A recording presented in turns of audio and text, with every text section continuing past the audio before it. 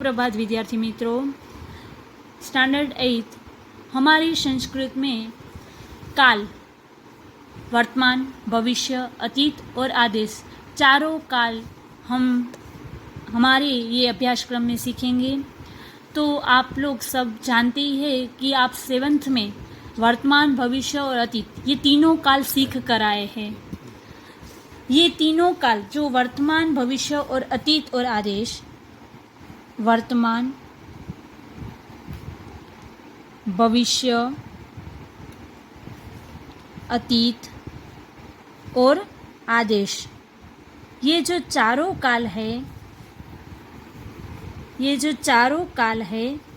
चारों काल है उसकी समझ में से हमने तीनों काल की समझ तो आप लोगों को है। आपको वर्तमान भी आता है, भविष्य भी आता है, अतीत भी आता है। अब नया कौन सा है तो कि सिर्फ आदेश है, ठीक है। फिर भी हमारे 7th स्टैंडर्ड में किसी का कोई भी वर्तमान काल का प्रत्यय कैसे बनाना होता है ये शायद किसी के दिमाग में से निकल गया हो या तो कुछ कोई भूल गया हो, तो उसका पुनरावर्तन हम एक बार कर लेते हैं। यहाँ पे एक धातु से ही हम उसका पुनरावर्तन करेंगे ताकि आपको याद आ जाए, ठीक है। वर्तमान, भविष्य और अतीत तीनों काल का हम एक बार पुनरावर्तन कर लेते हैं जल्दी से। इसके बाद हम आदेश देखेंगे। आदेश भी अतीत की तरह बहुत सरल है। जैसे कि वर्तमान काल, तो वर्तमान काल के प्रथम पुरुष, मध्यम पुरुष और उत्तम पुरुष 3 पुरुष होते हैं। एक वचन, द्विवचन और बहुवचन ये तीनों वचन भी लिखने होते हैं। उसके प्रत्यय कौन से है? वर्तमान काल के प्रत्यय कौन से? तो ती, तह, अंति, सी, थह, थ, मी, वह, मह ये प्रत्यय है वर्तमान काल के। आप सब जानते हैं कि कोई भी धातु हो, धातु यानी कि ये पठ, धातु दिया गया है पठ, तो अगर पठ की जगह यहाँ लिख हो, खेल हो, खाद लिखा हो तो ये धातु है। धातु के पीछे जब प्रत्यय लगता है तब रूप बनता है, ये रूप है। पठती ये रूप है, वर्तमान काल का रूप है, ठीक है। तब तक ये धातु है जब तक उसके पीछे प्रत्यय नहीं लगता है। तो ये पठ धातु है। तो आपको यहाँ पठ की जगह कोई भी धातु एग्जाम में दिया गया हो और लिखा हो वर्तमान काल, तो आप उसके पीछे यही प्रत्यय लगाओगे। समझ में आया? यहाँ पे हम देख सकते हैं कि वर्तमान काल का पठ धातु है और वर्तमान काल बनाना है पठ का, पठ धातु है। तो हम क्या कैसे बनाएंगे? तो पठती, पठ के पीछे ये ती लगा दिया प्रथम पुरुष में, एक वचन में। फिर है प्रथम पुरुष द्विवचन में कौन सा प्रत्यय है? तह, तो यहाँ पे पठतः हो गया। फिर बहुवचन में अंति है तो पठंती हो गया। ये अस्वर है वो ठ में आ गया, इसीलिए यहाँ पे अलग से हम अ नहीं लिखते हैं। फिर है मध्यम पुरुष की बात करें तो मध्यम पुरुष में एक वचन में सी, थह, थ, ठीक है। तो यहाँ पे हम कैसे बनाएंगे? तो पठ, सी, पठ के पीछे सी ऐड कर दिया। फिर थह है तो पठ थह, फिर यहाँ पे थ है प्रत्यय तो पठ थ हो गया। फिर इसके बाद उत्तम पुरुष, तो उत्तम पुरुष में मी है तो पठामी। यहाँ लास्ट में उत्तम पुरुष में सिर्फ यहाँ पे आ स्वर लग जाएगा, वो भी मात्रा के रूप में। यहाँ पे ठा हो गया, ठा यानी आ स्वर आ गया, पठामी। फिर पठावह और पठामह। तो ये वर्तमान काल आपको समझ में आ गया होगा। अगर यहाँ पे खेल होता तो खेल का वर्तमान काल कैसे बनता? चलो बोलो मेरे साथ। हाँ, खेलती, खेलतः, खेलंती, खेलसी, खेलथः, खेलथ, खेलामी, खेलावह, खेलामह। याद रह गया? ये आप लोग 7th में करके ही आए हो, इसीलिए आपको आता ही होगा। फिर भी किसी को भूल गए हो, किसी के दिमाग में से कोई भी प्रत्यय निकल गया हो तो आपको अभी याद आ जाएगा और आप लोग इसके अनुसार आप वर्तमान काल के कोई भी धातु दिया गया हो तो आप उसका वर्तमान काल बना सकते हो। अब आगे हम देखेंगे भविष्य काल। तो चलो, भविष्य काल जो है उनमें क्या करना है? सिर्फ वर्तमान काल का आपको याद है तो सिर्फ वर्तमान काल में क्या होगा? चेंज। तो वर्तमान काल में ये ती जो है उसके आगे हम श लगा देते हैं, शती, तो भविष्य बन जाता है। देखो यहाँ पे आप देख सकते हो कि यहाँ पे ती है, तह है, अंति है, सी, थह, थ, मी, वह, मह। ये जो पीछे आप देख सकते हो प्रत्यय, वो वर्तमान काल के ही है, दिखाई दे रहे हैं।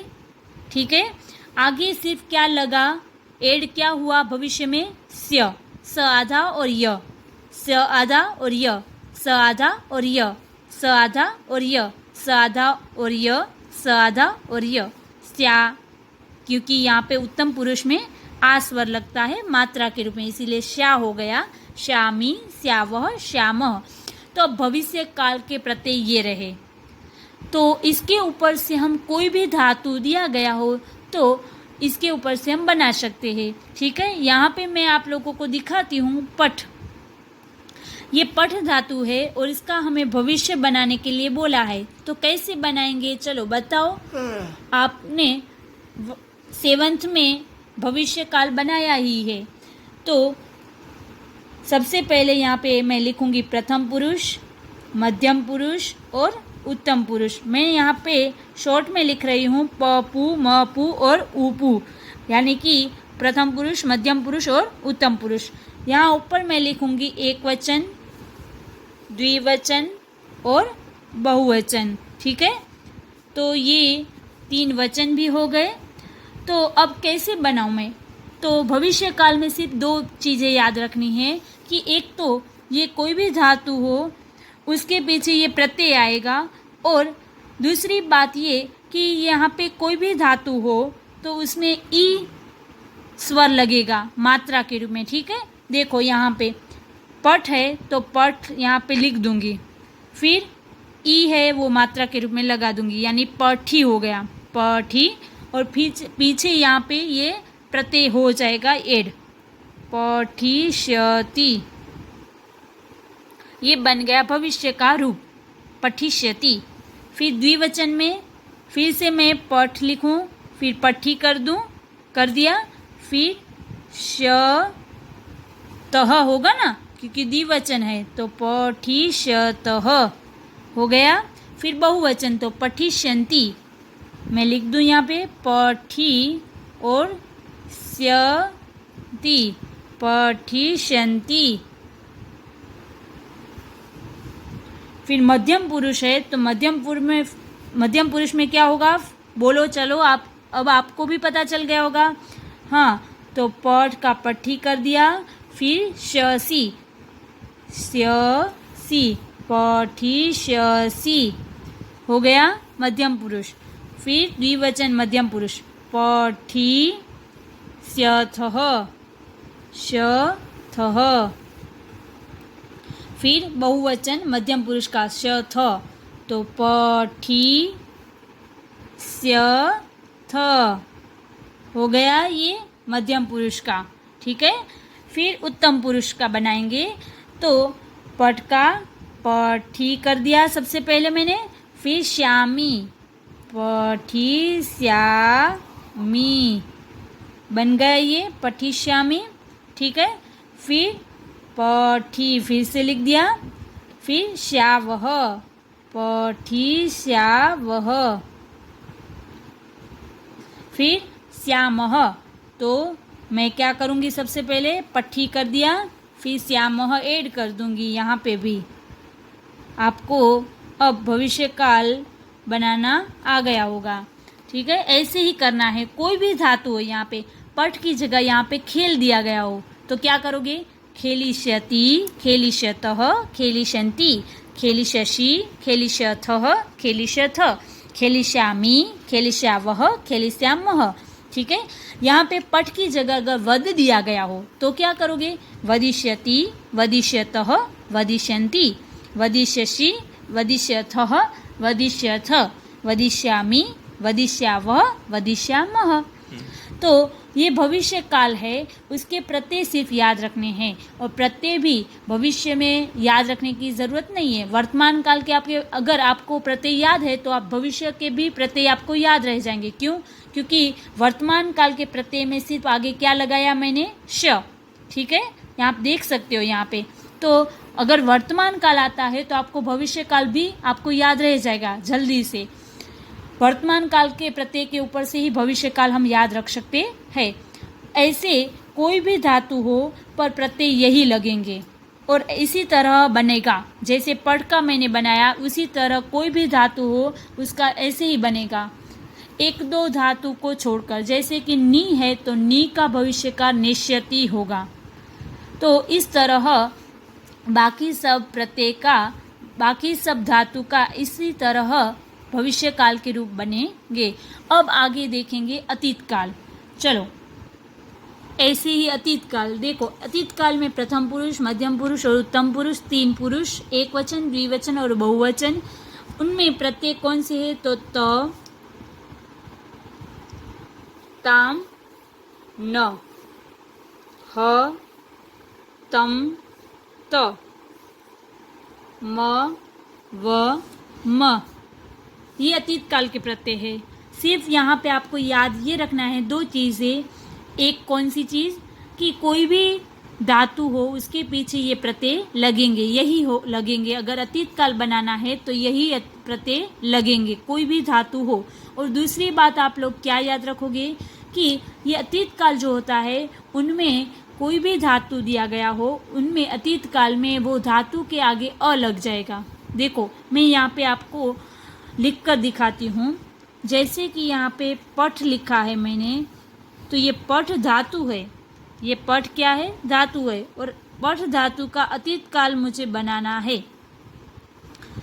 ठीक है, तो मैं यहाँ पे सबसे पहले क्या करूँगी, प्रथम पुरुष लिखूँगी, फिर मध्यम पुरुष लिखूँगी और फिर उत्तम पुरुष लिखूँगी।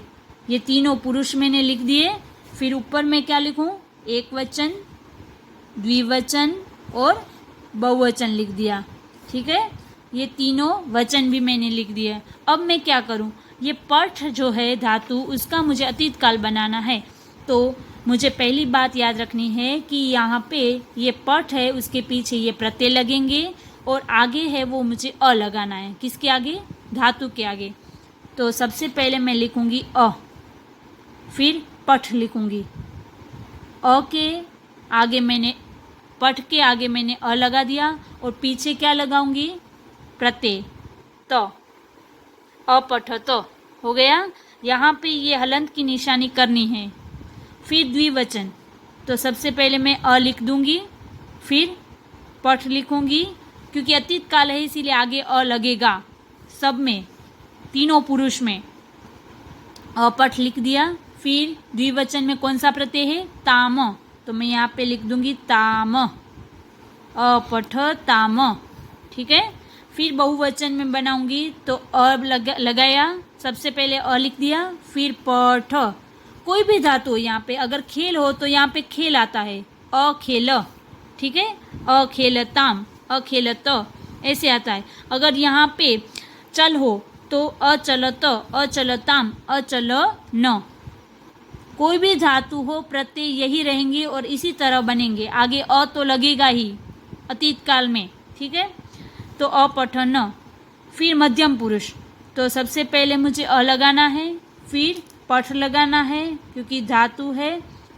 फिर यहाँ पे दो जो विसर्ग, यहाँ पे जो ये पॉइंट की निशानी दिख रही है उसको विसर्ग कहते हैं संस्कृत में, और संस्कृत में ये विसर्ग को ह के उच्चारण में बोला जाता है, यानी कि इसका उच्चारण ह होता है। तो मैं यहाँ पे विसर्ग लगा दूंगी, अपठ ह, इसका उच्चारण क्या होगा? अपठ ह। फिर द्विवचन बनाऊंगी, तो सबसे पहले मैं अ लिख दिया, फिर पठ लिखूं, फिर तम, अपठ तम। ठीक है, लगा दिया। फिर बहुवचन बनाना है तो अ लिख दिया सबसे पहले, फिर पठ लिख दिया, फिर त, अपठ त बन गया ये। अब उत्तम पुरुष, चलो सबसे पहले मुझे क्या करना है? अ लगाना है, फिर पठ लिखना है क्योंकि इसका बना रहे इसीलिए, फिर म, अपठ म। अब आप लोग बोलोगे कि मैडम यहाँ पे तो आ स्वर मात्रा के रूप में लगता है। हाँ, पर वो वर्तमान और भविष्य में लगता है। अतीत काल में उत्तम पुरुष में एक वचन में यहाँ पे आ स्वर लगेगा नहीं, मात्रा के रूप में यहाँ पे एक वचन में नहीं लगेगा। उत्तम पुरुष में द्विवचन में और बहुवचन में लगेगा। द्विवचन और बहुवचन में आ लगेगा, ठीक है। तो यहाँ पे सबसे पहले मैं यहाँ पे अ लिखूंगी, फिर पठ और आ लगाना है तो यहाँ पे ठा कर दूंगी, अपठा व, अपठा व, ठीक है। यहाँ पे आ लगेगा पर यहाँ पे नहीं लगेगा, एक वचन में लगेगा नहीं, उत्तम पुरुष में।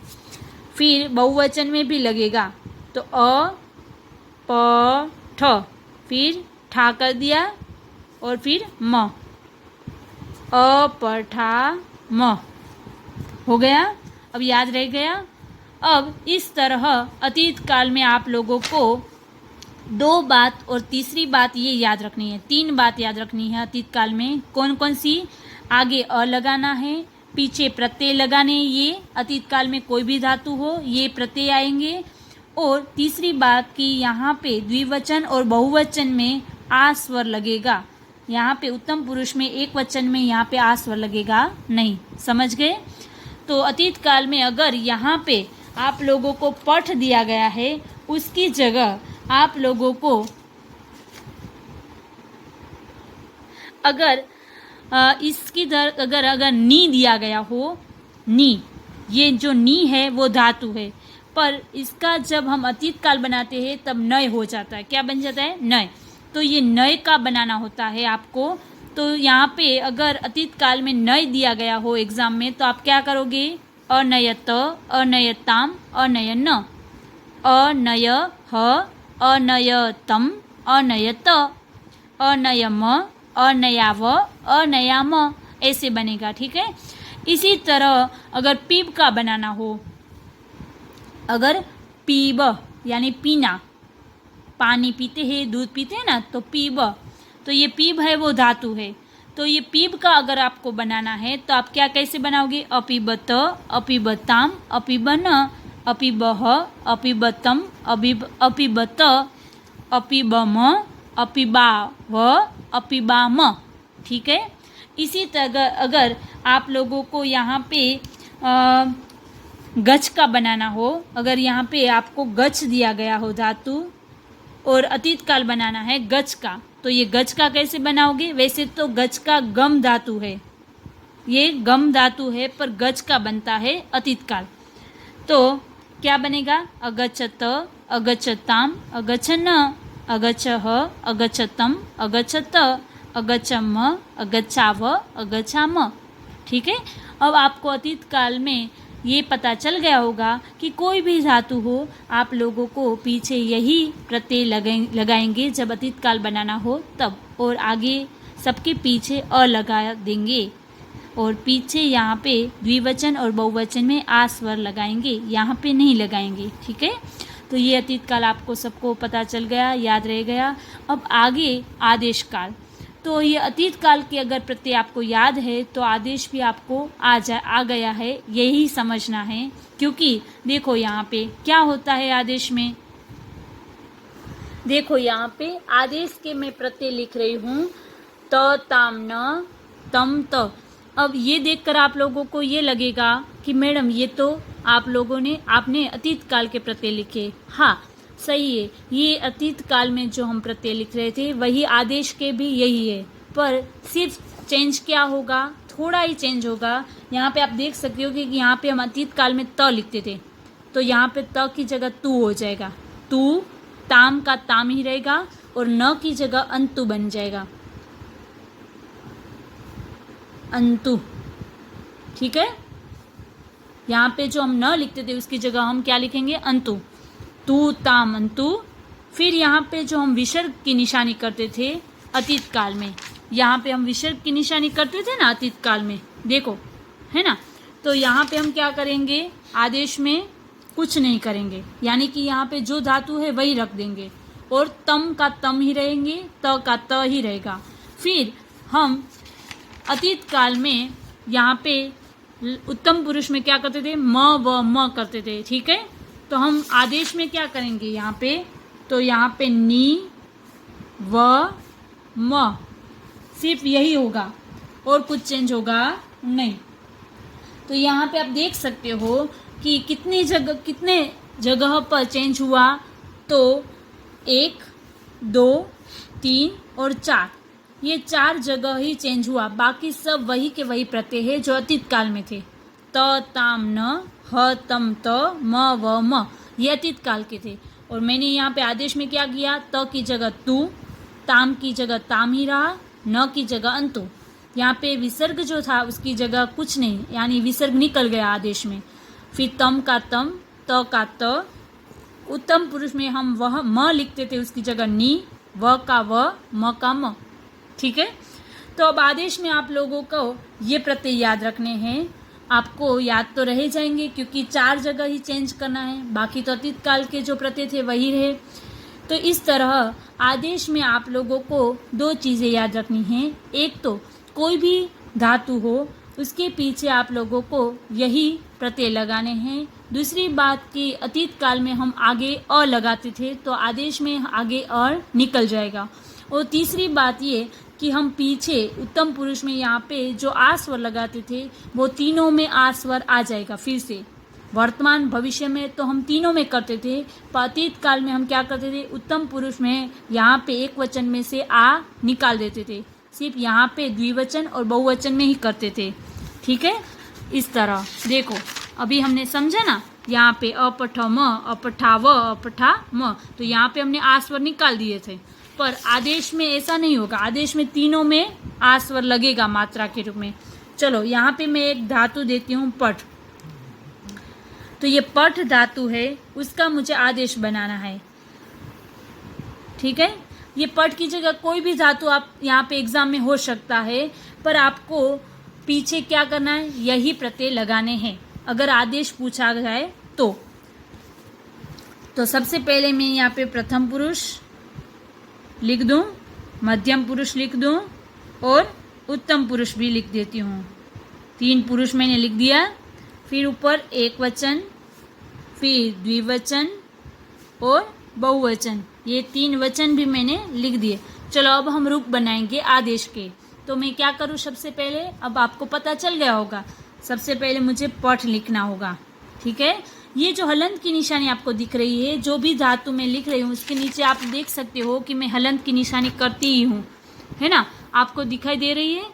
तो ये जो निशानी आप देख रहे हो वो आप लोग जब रूप बनाओगे तब निकल जाएगी। ठीक है, देखो यहाँ पे पठ की नीचे से निकल गई, ये त के नीचे है वो रहेगी, ये यहाँ पे ठ की नीचे से निकल गई।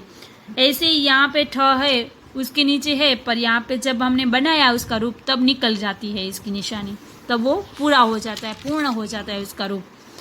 ऐसे पठ मैंने लिखा, फिर पीछे क्या लगाऊंगी, ये प्रत्यय तू, तो पठ तू हो गया। फिर से पठ लिखूं, फिर ताम, पठ ताम हो गया, पठताम। फिर बहुवचन में पठ लिखूं, फिर अंतु, तो पठंतु, क्योंकि अ स्वर है वो ठ में आ जाता है इसीलिए पठंतु बन गया ये बहुवचन भी। अब मध्यम पुरुष, चलो मध्यम पुरुष में यहाँ पे तो कुछ भी नहीं लगाना है, कोई भी प्रत्यय नहीं है, इसीलिए सिर्फ पठ लिख दूंगी, जो धातु है वही का वही लिख दूंगी। फिर तम, तो पठ तम हो गया। फिर पठ लिखूं, फिर त, पठ त बन गया। फिर उत्तम पुरुष में एक वचन का पठानी, क्योंकि यहाँ पे नी है। फिर पठाव, क्योंकि यहाँ पे व है इसीलिए, और आ यहाँ पे स्वर लगेगा तीनों में। फिर पठाम हो गया।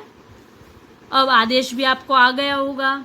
ठीक है, अगर यहाँ पे पठ की जगह खेल हो तो खेलतु, खेलताम, खेलंतु, खेल, खेलतम, खेलत, खेलानी, खेलाव, खेलाम। ठीक है, इसी तरह अगर चल हो तो चलतु, चलताम, चलंतु, चल, चलतम, चलत, चलानी, चलाव, चलाम। ठीक है, तो इस तरह आप लोग 7th स्टैंडर्ड में वर्तमान, भविष्य, अतीत तो तीनों सीख कर आए हैं, पर आज आप लोगों ने नया कौन सा काल सीखा, आदेश। तो इसका आदेश का जो है वो आपको पुनरावर्तन यानी प्रैक्टिस के लिए मैं यहाँ पे आपको 2 धातु दे रही हूँ। वो दोनों धातु का आपको खुद को आदेश बनाना है, ठीक है। किसी में से देखना नहीं है, खुद ही बनाना है। यहाँ पे मैं आप लोगों को 2 धातु लिख रही हूँ। एक तो चल, आपको चल का आदेश बनाना है, और दूसरा मैं दे रही हूँ आप लोगों को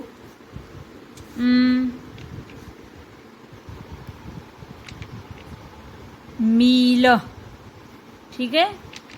एक चल और एक मिल, ये दोनों जो धातु है उसका आपको आदेश काल बनाना है।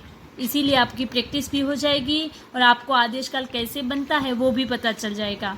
तो इस तरह आप लोगों को वो चारों के चारों काल आ गए। आप लोगों को ये काल जो है वो MCQ में भी पूछ सकती हूँ। तो इस तरह आपको याद होना चाहिए कि जब कोई भी काल हो उसके धातु ऐसे कोई भी काल का रूप आपको पूछा जाए तो आपको याद होगा कि भविष्य हो तो भविष्य में तो सामान्य से सामान्य हम सबको पता ही है कि ती त अंति सी थ थ मी व म यही प्रत्यय लगते हैं। अगर भविष्य हो तो भविष्य में कौन से प्रत्यय होंगे? श ती श त शंति वाले होंगे, स्य वाले होंगे। तो भविष्य भी आप सब जल्दी से ढूंढ पाओगे, उनको पहचान लोगे। अगर अतीत काल का कोई रूप आपको MCQ में पूछा जाए तो आपको क्या याद रखे रहेगा कि आगे अ होगा। तो अ वाले जो है वो रूप वो सारे अतीत काल के होंगे। और आदेश हो और आदेश काल के कोई MCQ हो तो आपको इसके पीछे वाले जो ये प्रत्यय है उसको देखना है, ठीक है। तो ऐसे आप लोग चारों के चारों काल के धातु के रूप आप लोग जल्दी से पहचान लोगे। तो पहचान लोगे ना।